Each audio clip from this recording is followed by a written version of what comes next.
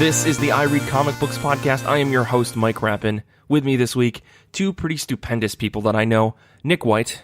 Hey. And Kait Lamphere. Hi. Thank you both for joining me this week. I'm very excited because my whole weekend has been nothing but Grant Morrison, and so I'm very excited to talk about Grant Morrison yet again on today's episode because I recorded two very long episodes of the Doom Patrol series that Paul and I are doing on Patreon this weekend, and holy smokes, I have some thoughts about Grant Morrison because this is our Goodreads Book of the Month special episode. But before we get to all of that, let's talk about comics that we have been reading and comics that we're excited for this upcoming week. Let's start with Nick. I'm going to ask you the question I ask every week. How have you been? How have comic books been? Go ahead. Things have been pretty good. I've actually had a decent amount of time to get around to doing some reading. So I've read a pretty big hodgepodge of stuff. Everything from the first issue of Jody Houser's series TIE Fighter for Marvel/Star Wars, which is going to be integrated into a novel companion, I think called Alphabet Squadron. And yes, of course, it follows a group of TIE Fighter pilots. One or two of them may have second thoughts about working for the Empire, but I feel like that's an ongoing theme. I feel like the Empire's Glassdoor score would not be real high. I also feel like they would artificially adjust it so maybe no one would ever find out. All right. Droid number 48631 says, great place to work. Management could work on uplifting their lower subordinates. Yeah, maybe someone could batten down the hatches on that trash compactor a bit better after last week's accident. Yeah. Yeah, exactly. So, yeah, I read that. I read the first two issues of Michael Fief, perhaps best known for Capra. Michael Fief's run on G.I. Joe called Sierra Muerte. And it's basically Capra if you reskin it to G.I. Joe and give it the G.I. Joe mythology, and that's not a knock. I think it's a fantastic fit. I think aesthetically he's got a really good grasp of the G.I. Joe characters. And unlike the G.I. Joe Saturday morning cartoon, while the comic isn't exactly a bloodbath, it isn't exactly lasers and explosions and everyone comes out okay on the other side only to fight another day. Does anybody say Yo Joe? I feel like that's a thing that has to happen, right? I'm pretty sure. I read that a while ago. But the main thing I want to talk about this week is Black Badge number 5 and number 6. This is, of course, written by Matt Kindt, drawn by Tyler Jenkins, with colors by his wife, Hilary Jenkins. I know I've talked about this book before, but I feel like it's really coming into its own. I think the first arc was a little slow. It didn't really world build and have the forward momentum that I wanted it to have, but this most recent arc really has picked up where that one sort of didn't exactly follow through. Gotcha. But before that, I just want to say, like, this book's production quality, like the cardstock covers, the great graphic design elements on the inner and outer covers, like it's perfect. And anyone who's read a Matt Kindt book like Department H or Mind Management, you've seen that he has this sort of like all-encompassing cover-to-cover aesthetic that he sticks to. And it just a continuation, and it's evident here as well. But these issues follow the fact that our group of scouts called the Black Badge Troop are participating in the Rainbow Badge Jamboree along with 3 other teams. So it's Black Badge. There's one troop. I know all their names. I think they gave them an issue 4. I didn't look it up. I'm sorry, guys. There's one that's basically made up of like intelligence sort of kids. So it's all like basically a brain trust. There's a PsyOps troop. Sure. Because why not? Then there's the all-girls troop. So the teams are deployed at various locations on an island.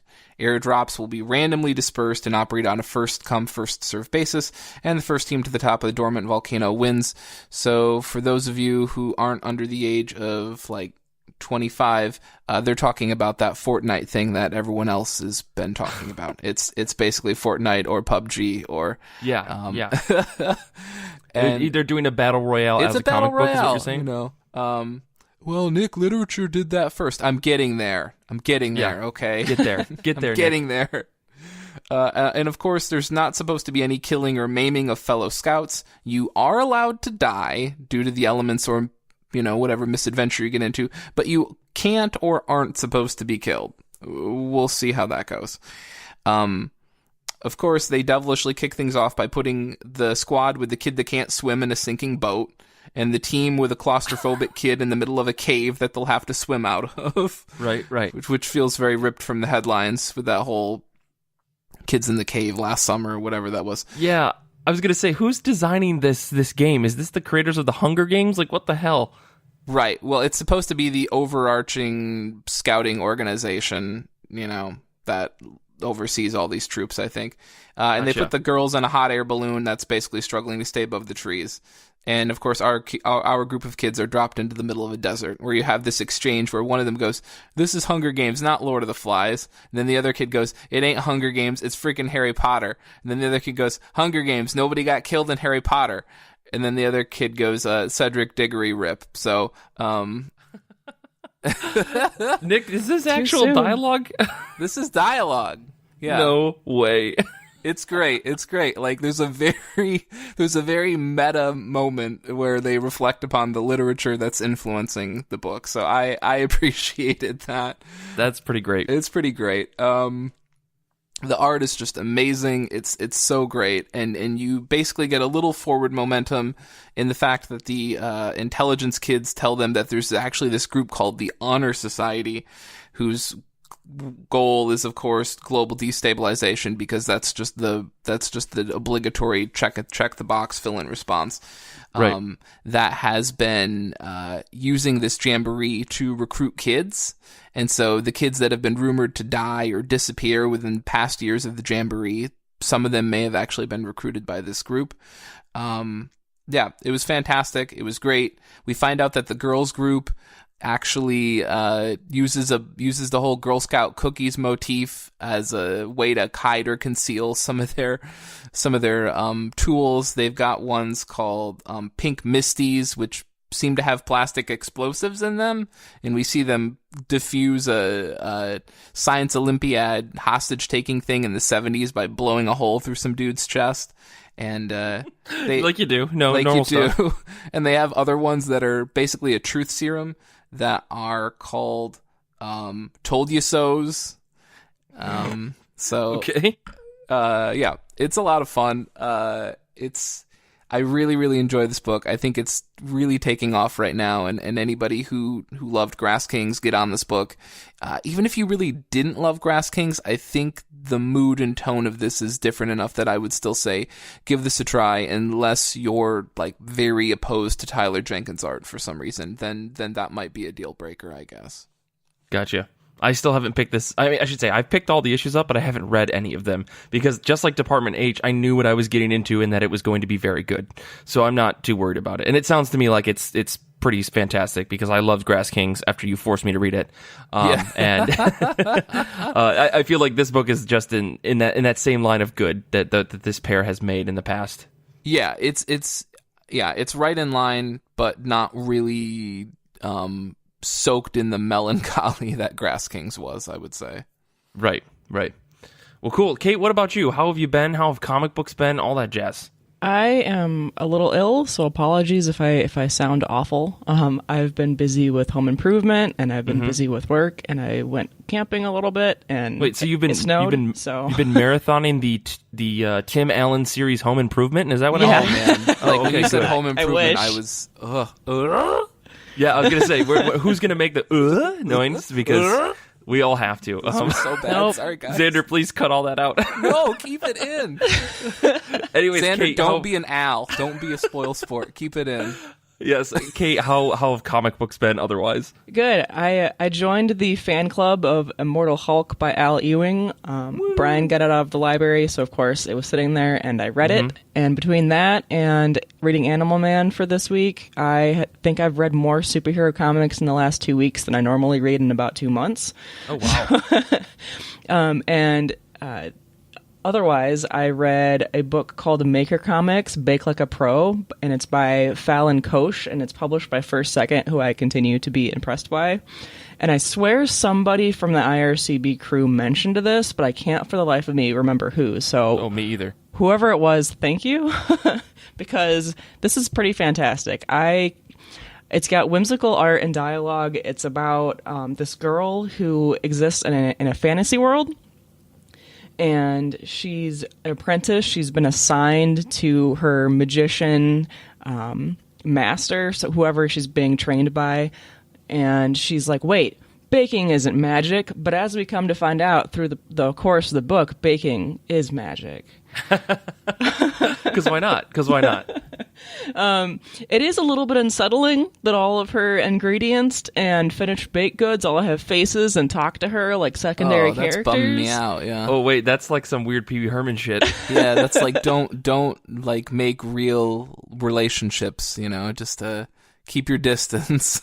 Yeah, the shelled, the pre-cracked eggs have one character voice, and then the yolks inside of the eggs are another character voice.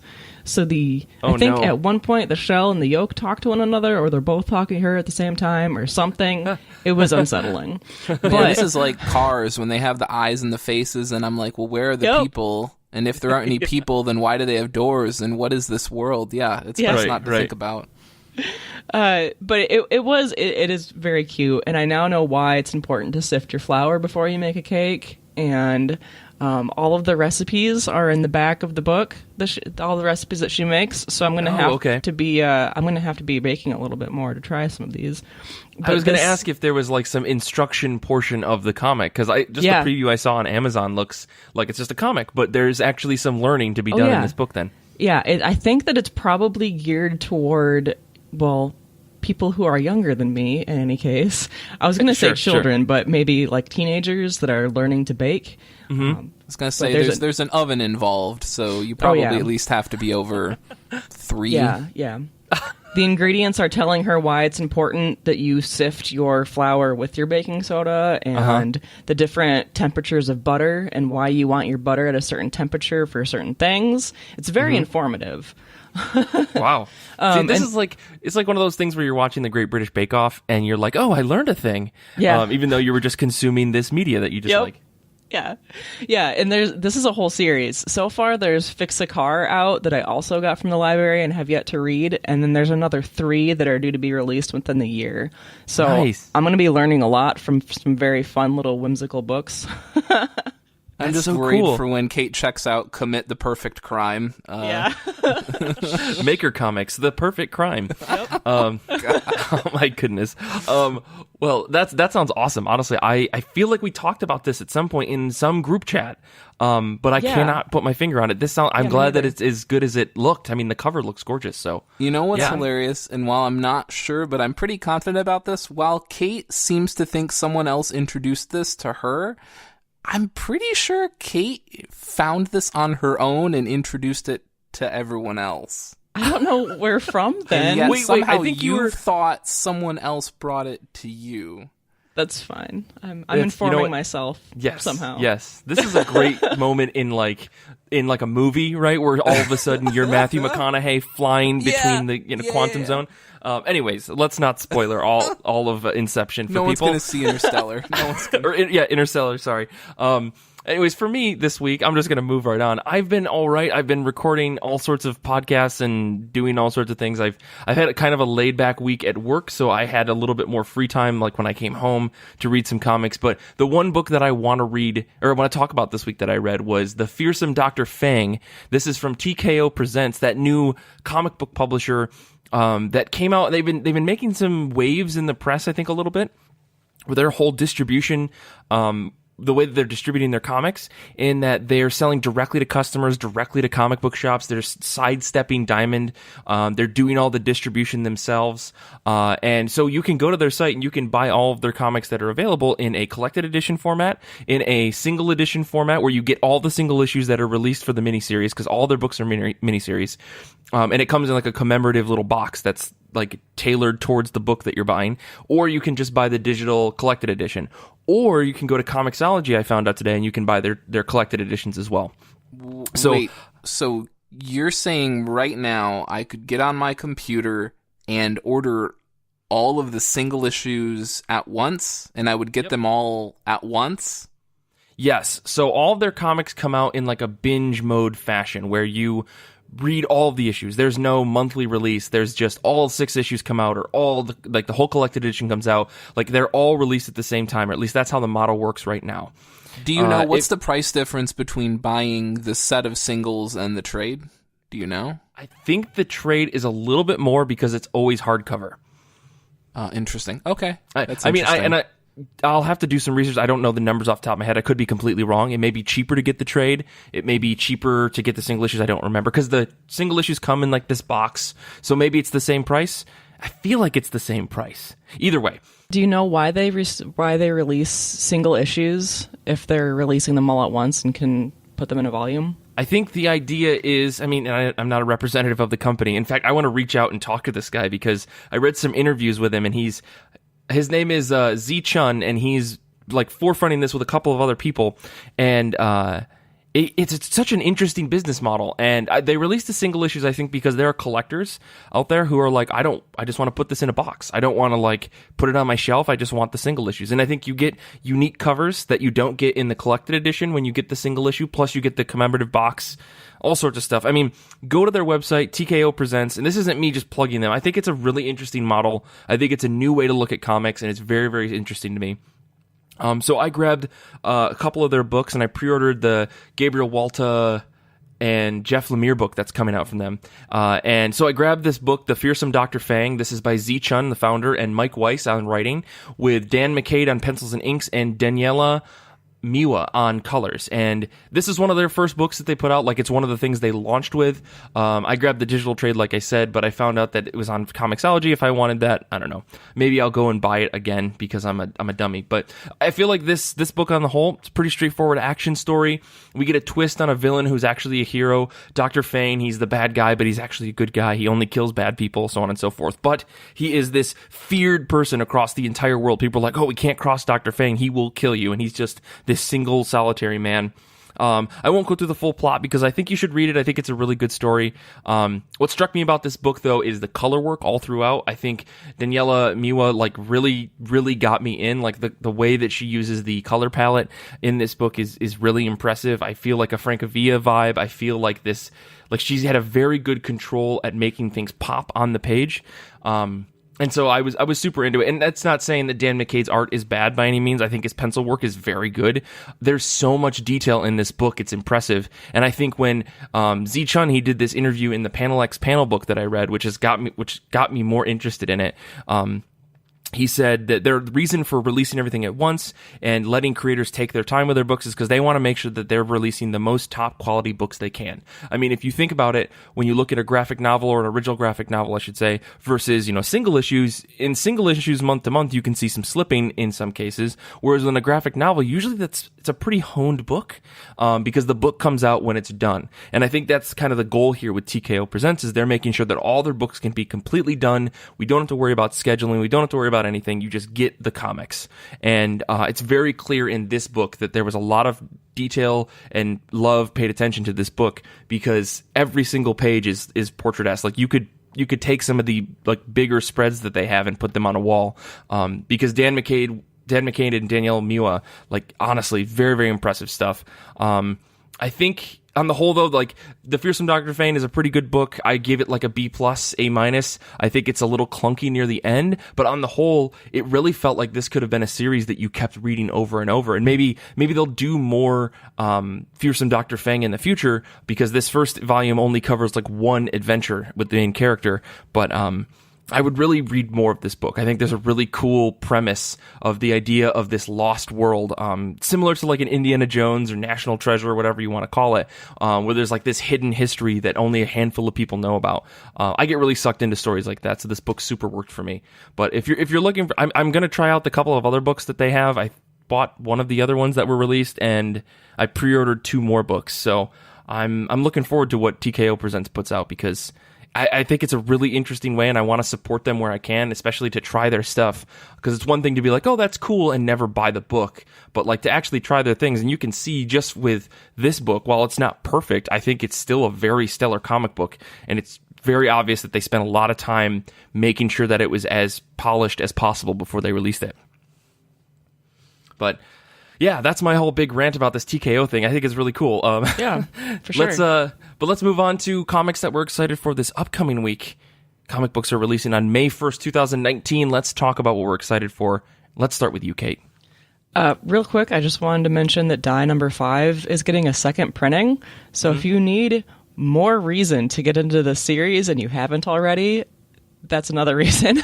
Yeah. I found an article from Bleeding Cool where the title of the article was Industry Descends into Chaos as Die number 5 rushed to second printing. Yeah. Water is wet. Thank you, Bleeding Cool. Yeah, yep. But what I'm excited for is Paper Girls number 28 by Brian K. Vaughan, Cliff Chang, and Matt Wilson. And this is issue number 3 of the final arc. And I'm very behind in the series, but from what I remember, there's pterodactyls, people from the future, giant mites, time traveling.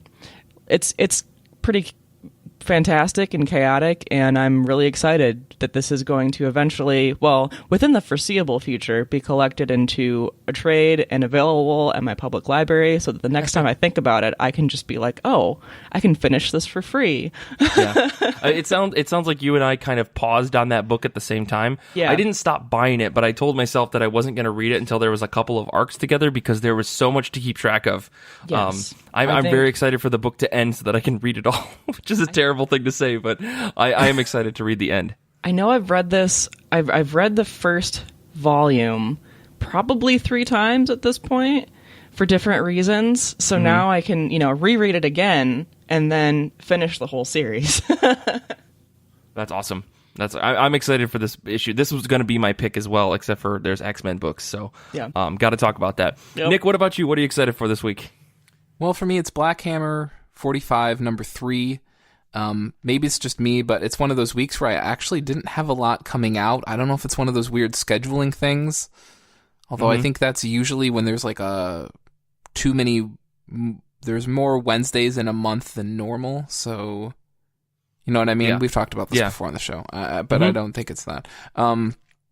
Anyway, so I've been putting off the first 2 issues of this mainly because I was kind of really nervous to see Jeff Lemire actually delegating writing duties, which up to this point, he hasn't delegated at all. All of Black Hammer has been written by him. But with Black Hammer 45, he's working out the story beats with Ray Fawkes, but then Ray Fawkes is actually doing the writing, which again, I know I've talked about this before. My experiences with Ray Fawkes' writing have been largely limited to his DC work, such as Constantine and Justice League Dark, and Gotham by Midnight, for example. And I haven't really loved it. I feel like he's done a serviceable fill-in job when he's followed Lemire, which he's done multiple times, but also that I just didn't like his Constantine at all. Juan Ferreira did art on Constantine and Gotham by Midnight. Great job for him on both of those. Those were fantastic. But that being said, still reading it, and so I do like that the series just flat out kicks off with members of the Black Hammer Squadron scaling the side of an Axis bomber mid-flight, blowing open the hatch, and just delivering this payload to these horrified, German Nazi soldiers inside or whatever. It was a crazy way to kickstart things. And from here, we sort of get a montage of the squadron's exploits throughout the war, which really just leans heavily into that elevator pitch we see a lot in either Hellboy or Indiana Jones or other media, where it's just basically like, hey, what if the Nazis were into even weirder stuff and did even worse stuff than we thought that they had done? Which is basically what Hellboy is. Right. So that's fair. This book basically leans into that. We find out that the Nazis are trying to harness the power of nature via their Sturmhexen, and they've got Drachenkriegers, which is dragon warriors for those of you who didn't make it through second year German. And these warriors have in fact gotten their hands on a real dragon of sorts. So it's basically World War II history meets weird science, which means I know it basically, they didn't even have to finish the first sentence of their pitch to get Matt Kint on board. Right. Like, they were like, weird science. He's like, I'm there. Sign me up. So, but the focus of this comic is largely around the squadron's last mission, 3 weeks before the end of the war in Europe. They're trying to rescue a family of scientists that are working on something interdimensional in Austria before the Germans kill them or the Soviets claim them for their own purposes. which means they're going to have to go up against this pilot called the Ghost Hunter. We don't know a lot about him, but Kint draws him at a banquet with Hitler, which is just never good optics. Like, you really can't spin your way out of that one. It's just tough. So I think we know enough to know where he stands. Also, P.S. the Russians have a giant mechanized unit called the Red Tide. Right. So there's giant mechs and robots, and it's so very Matt Kint that it hurts. Having a lot of fun with this. I think probably the big question that a lot of people had going into this book or have as this book goes on is, where does this fit into the bigger Black Hammer universe? I mean, that's inevitable. That's the big question. And it kind of shines a light on, with Black Hammer basically being an analysis or a dissection of the history of comics on the whole. We saw a lot of our, comic heroes go into war, right? It was a big part of the whole World War II thing. And basically Black Hammer 45 is no different. We see Golden Gale? I think it's Golden Gale. And Abraham Slam and a couple other characters making appearances. But they are definitely on the periphery. So, yeah, I would definitely recommend this book to people, unless you're one of those people that just doesn't have a thing for Matt Kint's art, and that's okay. Mm-hmm. It's a very fun book. I'm enjoying it so far. I've only read the first issue, but I'm digging it. As for me this week, I'm excited for Age of X-Man, Prisoner X. This is Vita Ayala and Herman Peralta. I don't know why I always want to say his name incorrectly. But basically, this series has been really fun. Prisoner X has been a really interesting take on the X-Men. Put them inside this prison and let them kind of work out the kinks with their different strange new Age of X-Man personalities. No one told me that I was going to need a prison story about X-Men in my life. No one told me I was going to need a story about Big Bad Beast and his little friend Honey Badger. No one told me I was going to need to read about Lucas Bishop, the mystery solver in a prison. Honey Badger is X-23's clone, who's a little girl, so X-23 treats her like a sister. It's a really fun thing. You go read Tom Taylor's All New Wolverine. It's one of the best Wolverine books you can read, hands down. It's really fun. The jokes are really solid. Who is Big Bad Beast? Oh, I call him Big Bad Beast. It's Beast, but he's this, imagine the big tough guy in the prison, but it's Beast. So instead of being, hyper intelligent, which he still is, he's like this brutish character who's like, don't talk to my friends, don't touch my friends. I thought I told you not to talk to my friends. That's his character in this. And it is such a fun way to twist on this take a spin on this Beast character, and that's what all of Age of X-Men has been, is weird fun takes on these characters that are broken in a way because X-Men has broken the universe in order to make this quote-unquote utopia where the X-Men and mutants in general thrive, where there are no more humans as far as I know, and everyone's a mutant. So But Bishop is in prison, if you recall from way back when I first talked about this, because he was in a romantic relationship with Jean Grey. And this was his third strike for being in a romantic relationship in this world where no romantic relationship is allowed. Because the joke goes that X-Man is this, neckbeard, fedora-wearing nerd who's like an incel who doesn't think that anyone can love him because he's too, whatever, all that garbage. I mean, that's the joke, but I don't think that's actually the case. Instead, he's trying to weed out all of the problems of the world. And part of that is by there being humans and mutants. So instead, he gets rid of all the humans, and relationships cause problems, so he gets rid of all relationships.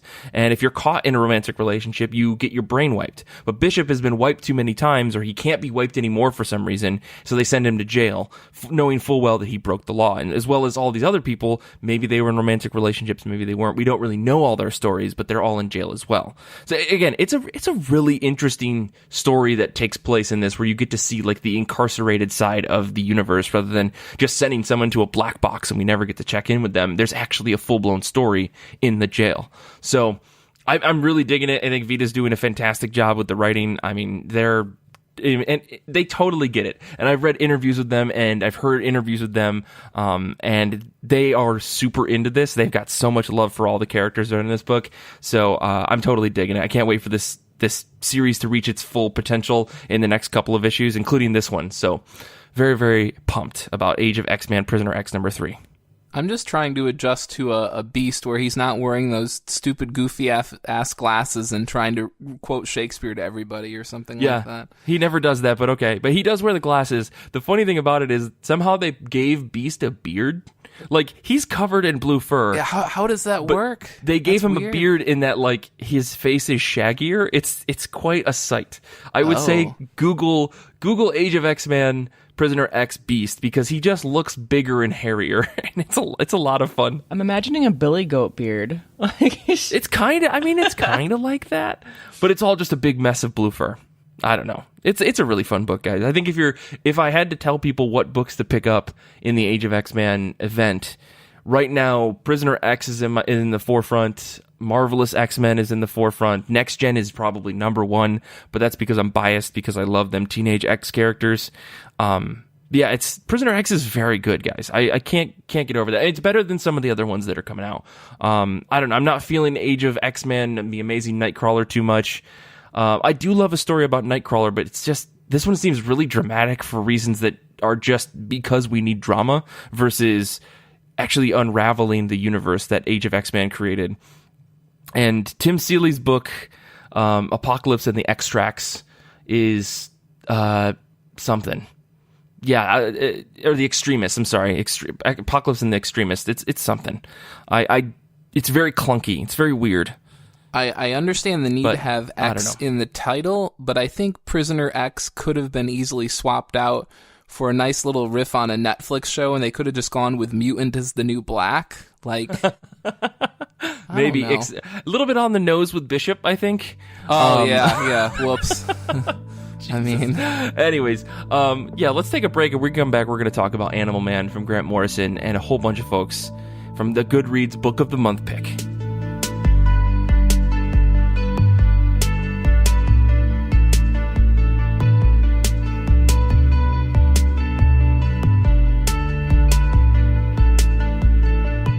For our show this week, we are talking about our Goodreads Book of the Month as picked by the fantastic, wonderful, ever amazing people over on our Goodreads group, 540 folks strong and growing continuously. This week we're talking about Animal Man Volume 1. This is from 1988, written by Grant Morrison with art by Chaz Truog, inks by Doug Hazlewood, and colors by Tatiana Wood. Holy smokes. What a book. This feels like the most DC book I've ever read in my entire life. I'll just say that. I've been reading a lot of Grant Morrison recently, so I feel like I have a weird insight into this comic because of all the Doom Patrol that I've been reading, but I won't go too deep on that yet. Nick and Kate, I want to hear what you guys thought about this, and I know we need to go through our thread and talk about what folks on the Goodreads group also thought about it, but let me get your initial thoughts. Kate, let's start with you. Oh boy. So this was definitely from its time. To say the least, yes. The fashion was just the iconic 80s mullets, shirts tucked into their jeans, Ellen's hair. Oh, hold on. I think you actually need to come to Brooklyn because people still dress like that here. It's like a weird circular fashion thing. Anyway, sorry. Can we talk about all the cutoffs too? Like, good God, the cutoffs. You get a cutoff, and you get a cutoff. Everything, all your clothes cut off. The cutoff jeans are just, they're so bad. Ellen, Buddy Baker's wife, had the iconic 80s mom hair that moms from the 80s still have today. Yep. And of course, there was some sexism. There absolutely had to be. Oh, yeah. Not a matter of, of course there would be. It's that there had to be. Yep. This is a good time to bring up Francis on Goodreads mentioned, okay, so he said, it's hard to understand why it seemed like such a good idea to perpetuate this trope so prolifically in the dark era of comics, but it pleased me that Morrison corrects it with some degree when Ellen shows more agency later in Chapter 8. And what he means is that there was a scene where Ellen almost gets raped by just these hunters in the woods that are being jerks while Buddy's off fighting actual supervillains. But then she turns around and a couple of issues later she punches this guy super duper hard, and it was really fantastic. Yeah. But the first scene was completely out of the blue. I didn't even understand why it had to happen in the first place. Yeah. It's like the comic was trying to say, is Buddy really ready to be a superhero out in the world when his family needs him back home to protect them? Right. It didn't really make so much sense. Yeah, and I mean, we can get into all the weirdness of this book. But Kate, I guess the question is, what did you think of this? Did you read it all through and you were like, yeah, I need to get on volume 2 tomorrow? No. Or were you feeling kind of lukewarm on it? So this felt like I was missing 100 more pages of content, which I know that I think the Animal Man was also in some other series that was ongoing at the time. Yeah. So they were kind of trying to keep his character consistent with what was happening in those other books, maybe. But I feel like when they do that now, you at least get some footnotes like, see this other series, issue number, whatever, or last issue in this series, Buddy beat up this other character that's now showing up here. Like, we have some help today. And in this book, that's gone. So we're just jumping from supervillain to supervillain. And I think there's something to be said. I know Nick's got a bunch of notes on the foreword that Grant Morrison wrote for this volume, and I think we should address that. But I wanted to just get your thoughts on initially about the volume, and it sounds to me like you and I are kind of in the same place. Nick, what did you think about this book? Don't tell me you loved it from beginning to end. I have a feeling you didn't. No. It really comes across like it's 3, 4, maybe 5 very just distinctive arcs, tonally and in terms of being something that you would see more from Vertigo versus something you would see more from DC. Like, the stuff just all feels very distinct. Issues 1 through, I think, 4 feel very cohesive, and then 5 and 6 are their own thing, which is still very weird, and then 7, 8, 9 also kind of feel like their own distinct thing. And as you were getting at, Mike, like, Grant Morrison seems to be painfully aware of this. So these issues, I think, came out in 88 and 89, and they were collected in 91 for the volume that we're reading. And Morrison wrote his own introduction in 91. And he talks about how basically he was discovered in 87 after Watchmen and Swamp Thing, both done by a fellow Brit, Alan Moore, received critical acclaim. And so DC said, well, maybe we should see if there's anybody else from the UK that we can have rustle through our back catalog and dig up some of those older characters. And Morrison seems to basically make apologies in this introductory sequence for the confusion caused by DC having his book get roped into an event at the time, which was called Invasion, which is what Kate was talking about. And I believe that encompassed issues 5 and 6 of this trade, in which the Thangarians invaded Earth. Those are the people that like Hawkman and Hawkgirl, or that's the planet there. I don't know much about Hawkman. He's kind of a dweeb. Sorry, Hawkman fans. I don't want to hear it. Okay. And he, so Morrison ends up basically painting a roadmap of sorts for navigating the narratives within this volume, which is really interesting because you have Morrison being hyper aware of sorry, my book got roped into this, and sorry this happened, and here's how you need to understand all these different issues and what was going on. And it seems very kind of forward thinking for 1991 to sort of be aware of this kind of secondary market and trade readers and things like that. And I don't know, I felt that was sort of an attitude that didn't really strike me as something that was going on at the time. Right. Events in general weren't I don't know. I haven't read enough comics from that time, but it seems kind of strange to think that even in 1988, we were having this issue where a book gets hijacked by an event, and then you have to make some changes that weren't really part of your greater master plan. And I think we've seen some fixing of that in the last couple of years, but even then, that doesn't necessarily make up for 20 plus years worth of fuck ups on the part of Big Two. But I guess I'm curious your thoughts on this book on the whole. Are you rip roaring ready to go into volume 2? I thought I rather enjoyed the first half, which is kind of funny because I feel like that's when Grant Morrison hasn't really evolved into peak Morrison yet, which I think is what issue 5 basically is with Coyote Gospel.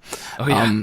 I thought issues 1 through 4 were, I don't know, I thought they were enjoyable. They still had sort of a tone and a voice that was still somewhat Morrison and not very like bland, samey that you would expect from comics. Mm-hmm.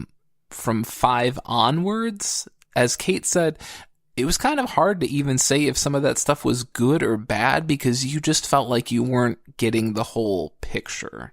Mm-hmm. And maybe we weren't. I mean, I obviously haven't read all of fucking Invasion.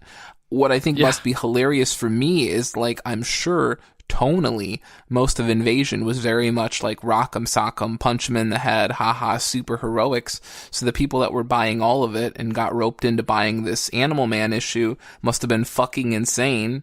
They must have been like, what have I gotten into, when there's this guy who's like, oh, this is my masterpiece, and when this bomb goes off, you'll all collectively experience my past, and when it reaches its most, you know, emotional moment, everyone will die or whatever. It was kind of dumb, guys. Okay, good. Okay, so I feel like I mean, I read this series before. I read all of it from beginning to end maybe like 4 years ago. There was like a holiday where I just sat down with a tablet and just like face down at a Thanksgiving dinner and was like, I'm reading Animal Man. I was an adult. I was like 25, 26, and I was like, I'm reading Animal Man. I don't know. I read through the whole thing. I recall feeling really hooked in the first half and really torn on the second half, but I was kind of breezing through. Even on this reread, I remember I really liked what Morrison was doing with getting in your face. So with his like whole vegetarian anti-animal testing thing that he was pushing, I liked all that stuff. That's what I was hoping for when the Animal Man book like started, and I got that. And then the book really itself, I don't think really picks up until like the 3rd arc, if I recall, which is strange to think that it takes 3 arcs to get there. But again, this is the 80s. They're just putting out comic books. Who cares?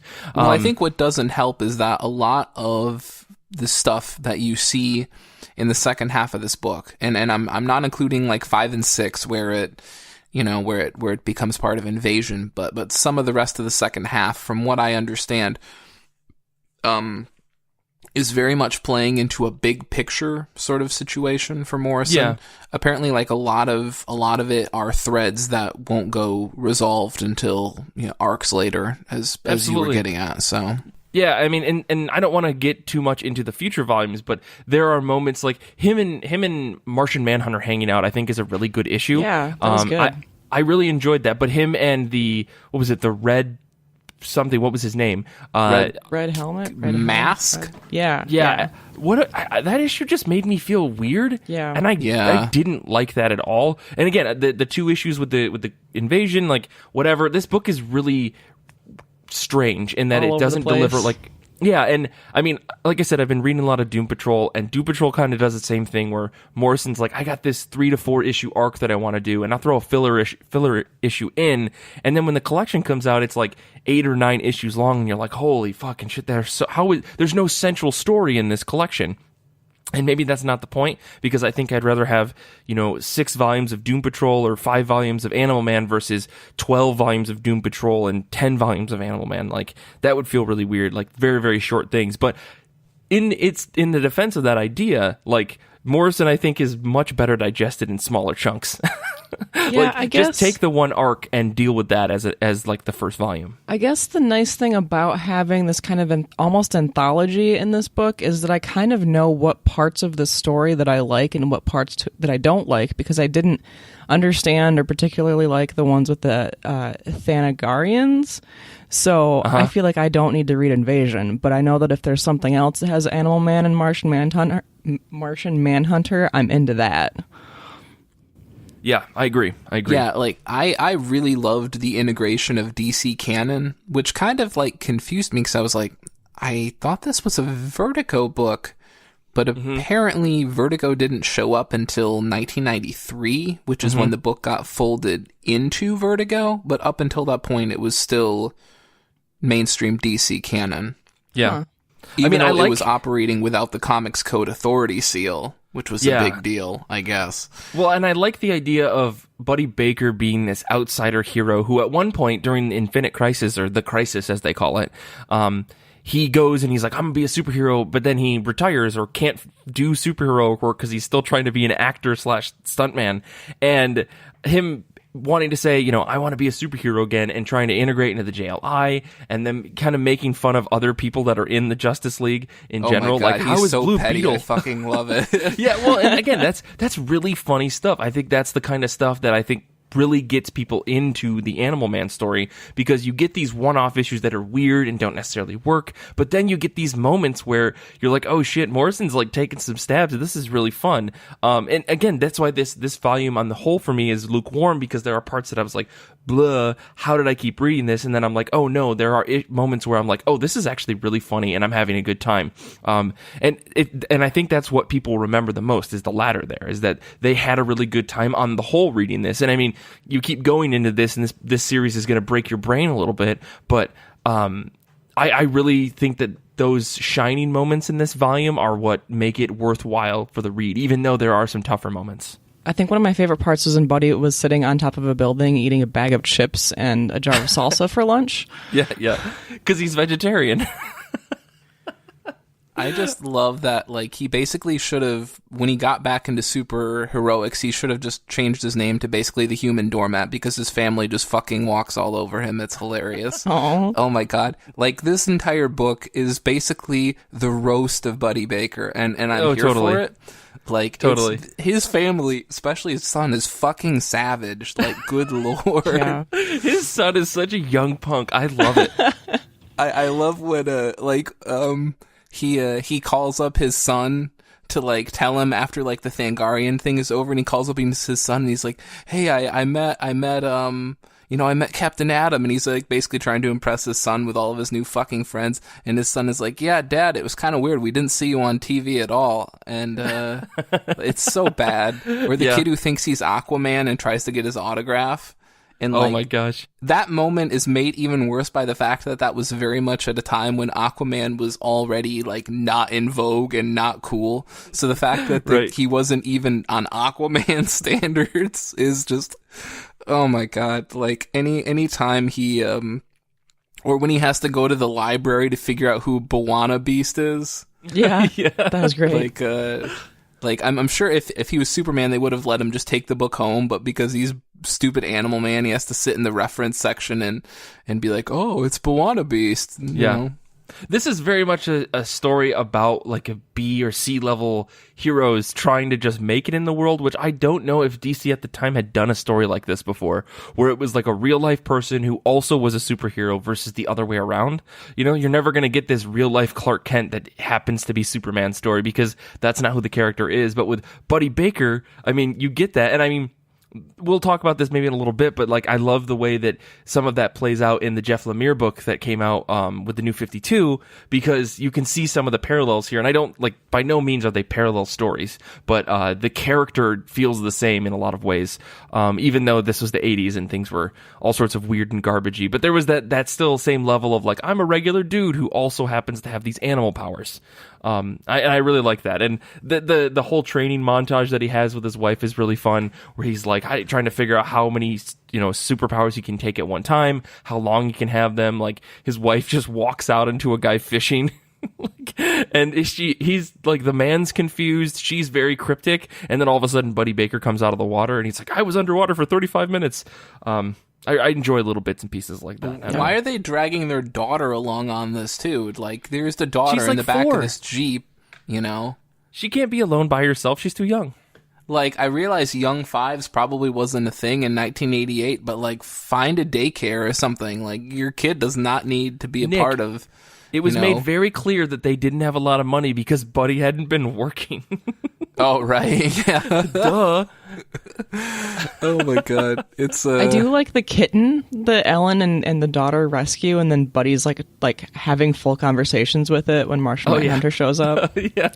Oh, yeah. He's like, hey, I want to hang out with your cat. And the kid's like, can I have my pet back? And also, can you get a job? And he's like, too late. I'm hanging out with the cat. It's like... Buddy Baker, like, what is... Ugh, I love you. You're such a weird, idiot, stupid dweeb, but Oh. I mean, at least something nice came out of that horrific moment with the cats. Or what about Yeah. when Buddy Baker and his son convince Martian Manhunter to go in on an episode of Pranked involving the neighborhood kids? Like, what the fuck?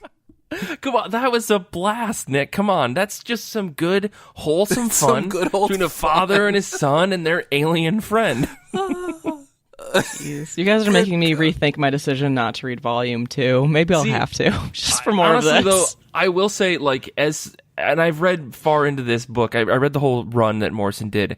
I will say, I think on the whole, it's worth reading the whole thing. There are struggle moments.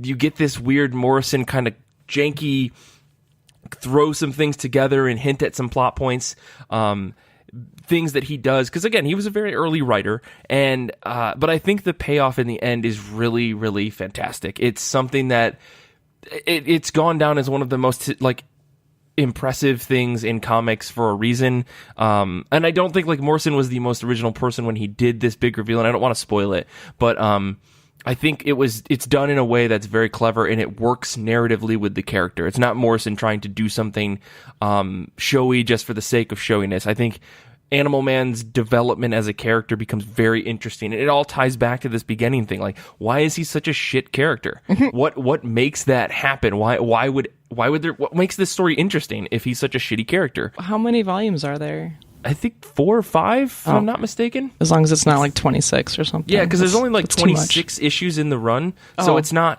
too bad. But again, they're all very like heavy, lots of reading. Those are the only issues he did. The book stuck around and switched to other people like Peter Milligan afterwards. But Yeah.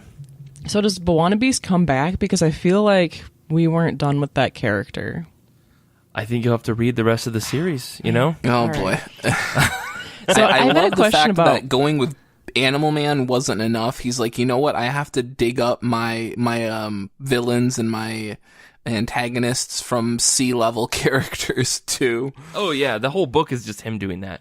I think one of the things that threw me off about this comic early on in the volume was that Beast's design seemed to change at issue 3. Like, I don't know if he was just meant to be seen in shadow because he was all blue. He had a helmet on. You only saw him from the back, and then suddenly you see him full front or whatever, and he's shirtless with like this big red helmet and this leopard print like.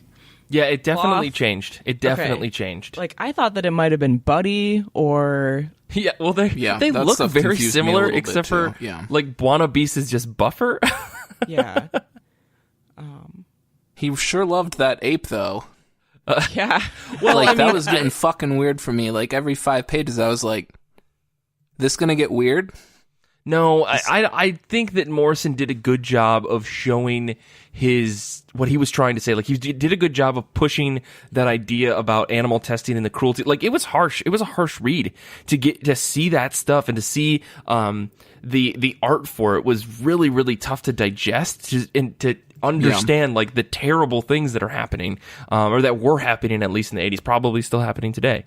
But I think he got the point across, even with that weird Buona Beast and the ape. You know, I think despite Princess, that, as he called Princess, yes, I think it all still worked, and I feel like Buona Beast shows up again, but Kait, you'll just have to keep reading it. I don't know. This book was an interesting pick. I know that the folks at the Goodreads group probably want to hear us talk more about some stuff. There's some really interesting comments that happened that folks didn't comment okay to air, so we can't really read them. I don't feel comfortable doing that, but there was a lot of this book that I think a lot of people knew, hey, we really should read Animal Man, and I feel like the response from people on Goodreads was like, whoa, this wasn't what I expected.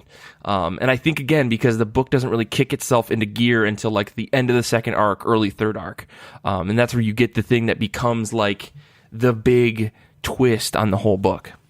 I will say visually, I thought I honestly didn't mind the art from Chris Truog. We're gonna butcher that one too. Chaz Truog. Chaz, sorry, jeez, Chaz Truog. Like, a lot of the art from this era for me, like the art definitely feels like a product of the era, right? Like you see it and you kind of can roughly pinpoint it within a decade, give or take. Yeah, but that pretty being much. said, unlike a lot of the other art from that era, like it flows well. Like when I've read other art from this era, sometimes you stop and you look at something and you're like, well, that just looks really weird, or that just doesn't look right. And while I'm not marveling over this art, I do feel like it flows really well. So you're not stopping and having those moments where you're like, God, that's kind of glaring or weird. Like you don't really have those moments, at least. Yeah, Kait, what do you think of the art in this? I think it fit the time. Like, I didn't mind it. Like, there is some like older art that bothers me a lot that I just can't look at for some reason for an extended period of time. But I could read this one just fine. I mean, like you had mentioned, Moana Beast and Buddy ended up looking very similar. Like there was a lot of blonde white men in this book. And then I've already mentioned there was some character designs too that were not great for women. But then again, for men also, I mean, that was the large. Wait, are you telling me that their neighbor just like laying out in a bikini constantly wasn't okay? Are you telling me that? Yeah, that wasn't great. And then like Scala Call or something, one of the Thanagarians, like basically had suspenders on as a shirt. Yeah. Right. I remember being weirded out by that. Yeah. But in general, I mean, like the art style and such, it was all right. I mean, it would be something that if I saw in one of today's books, I'd be kind of alarmed by, like, who is this person? Have they not been working for the last 40 years or something? Yeah. But it was fine. Yeah. For me. Yeah, and I think what's interesting is that I think Truog's art works really well for sci-fi stuff, because I thought that the invaders, they looked really cool. Like their helmets and their spaceship and stuff looked really cool. But his real life, like, and his real life people and real life world felt more cartoonish to me. Compared to some of the sci-fi stuff they did. And that's whatever. Like, I really like the way he drew Martian Manhunter. I thought that was really great, but his humans looked kind of I thought his strange. Superman looked really good too. Yeah, his Superman was pretty good too. Aliens, just aliens only, even if they look like humans. Yeah, this is a really interesting book. I mean, I don't think it's perfect. I think it's got a lot of stuff going for it, but it's a clunky first volume. And I think if you read on, you won't notice as much clunkiness. But yeah, I mean, I don't really have too much more to say about this, so we can wrap up right here, guys, unless you guys have any final thoughts. I just wanted to say that I happen to have read Jeff Lemire's Animal Man a couple months ago, and I'm really glad that I noticed that this wasn't the same creator, because I may have just reread Jeff Lemire's Volume 1 and gone into this episode talking about that one and been totally wrong. Holy smokes. But, Mike, I think that you've also read Jeff Lemire's Animal Man. Do you feel like this series would flow into that series all right? Oh, no. Absolutely not. I mean, Nick, I will give Nick his soapbox to preach the gospel about that book in a second. But no, I think Buddy Baker feels the same. I think his son is definitely a little bit different. But I think it's an interesting, like, Jeff Lemire's take on Animal Man feels very parallel universe-y. It feels like he read Morrison's Animal Man and he knew who the character was, and you see some parallels, but on the whole, I don't think that they're very close at all. Okay. Outside of them being called the same character and having the same powers. I think Lemire does a really good job of evolving Animal Man emotionally and doing more to do some world building, whereas Morrison was really trying to develop Animal Man and do something specific about bad superheroes, I guess. Like, that's the only simple way I can describe it. I do have to say that this volume really informed a lot of the questions that I had about Lemire's books, though. Like, specifically why the character design was the way that it was. Like, his son still has a mullet and his wife still has 80s mom hair. I did really enjoy seeing the daughter in this volume after all of the things that happened to her in Lemire's run. She's just an innocent little girl in this one, I think. With a kitten. That's it. That's her whole life. Nick, you've read the Lemire run. You're not a fan of it, right? I don't even like people insinuating that that's a joke. No, I absolutely love Lemire's run. I think that obviously there's a commonality. Lemire shifts him more into being an indie film actor, if I recall exactly, instead of a stuntman. Yeah. And of course, despite the fact that Lemire's version of with the New 52 was much more about an integrated, all-encompassing, very involved, unified universe, Lemire still kept his book fairly isolated, as opposed to some of the stuff that you see in Morrison's, where you have Superman and Martian Manhunter and the likes. And of course, I think he pivoted the book more towards horror, I would argue, yeah. which I think does eventually happen following Morrison's departure. I think when Jamie, the guy who first wrote Hellblazer, when he takes over Animal Man, the book pivots more towards horror, unsurprisingly. Yeah, there's a lot that you can go with, and Lemire does that. I think, Animal Man has a lot of potential for that. Yeah, I mean, I would say if you if you even slightly enjoyed one of the two series, you could probably put up with the other. Even though obviously I know a lot of people have mixed feelings about Travel Foreman's art, which that's it's too bad you feel that way, I guess. Travel Foreman I think is a very divisive artist. Oh, totally. And there's nothing wrong with not liking that art style because it's very in your face. It feels really visceral compared to something like this, which feels very 80s. Yeah. No, I agree. But yeah, I think, to Nick's point, if you read one or the other, you probably could get in on the opposite, whatever. If you read the 80s version, read the New 52. I think they're both really good jumping on points for the character. And I don't want to say they completely aren't related to, I was just saying that to make a joke, Kate. But I think it's interesting to see two takes on the same character and same similar origins. And it's a good, I don't know, it's a really good comparison. And I think having read The Animal Man from the New 52 made me want to read this version, and I think I enjoyed it more because of that. So maybe if you enjoyed this run, Lemire really changes up the family dynamics too. Yeah, I would argue. It's not as much about because the kids feel very much like an 80s sitcom where it's the kid who's like, oh man, Dad, you're the worst or whatever, and then cue the laugh track, right? Yeah. So, gotcha. Well, let me know if you guys keep reading this. I don't know, Nick, if you've completely read through all of this, but Kate, if you read it as well, let me know, because I'd be interested to hear your thoughts as the story progresses. Yeah. I know we don't have a series or anything on this, but I'd be curious to know what you think as the story goes on, because it does definitely do something very interesting. But let's wrap up here. This has been a very fun episode. I'm exhausted from doing so much podcasting this week, so we're cutting the show right now. Running out of tape in my brain. You can follow us all on the internet. You can follow Nick at Death Star Plans. You can follow Kate at Kate L. Fear. You can follow me at Mike Rappin, and you can follow the show at IRCB Podcast, where we post comic news, art, sass, retweet all sorts of fun stuff that people are doing on the show. So make sure to go follow us there to just get an overview of what's happening at I Read Comic Books. And we've got something really big coming next week. Really big in that it's really big for me, so you guys would be really excited for episode 200, so get hyped. We would also love it if you went ahead and joined us over at our Goodreads group, where we have weekly threads. One of this week's threads involves the discussion of Ice Cream Man Volume 1. We would love to hear your thoughts on this book. We know it's a real, really brings out the conversation and speculation and discussion in people, so we would love to hear that.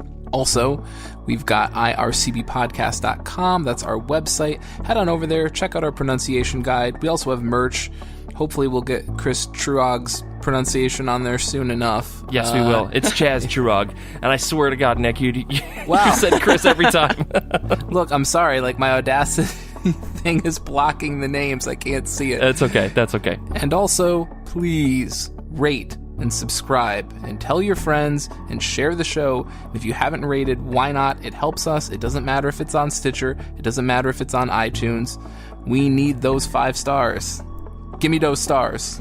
You can email the show with comments, questions, jokes, etc. at ircb@destroythecyb.org. And you can find us on Patreon at patreon.com/ircbpodcast for the Discord access, top of my pile posts, free stickers, and more.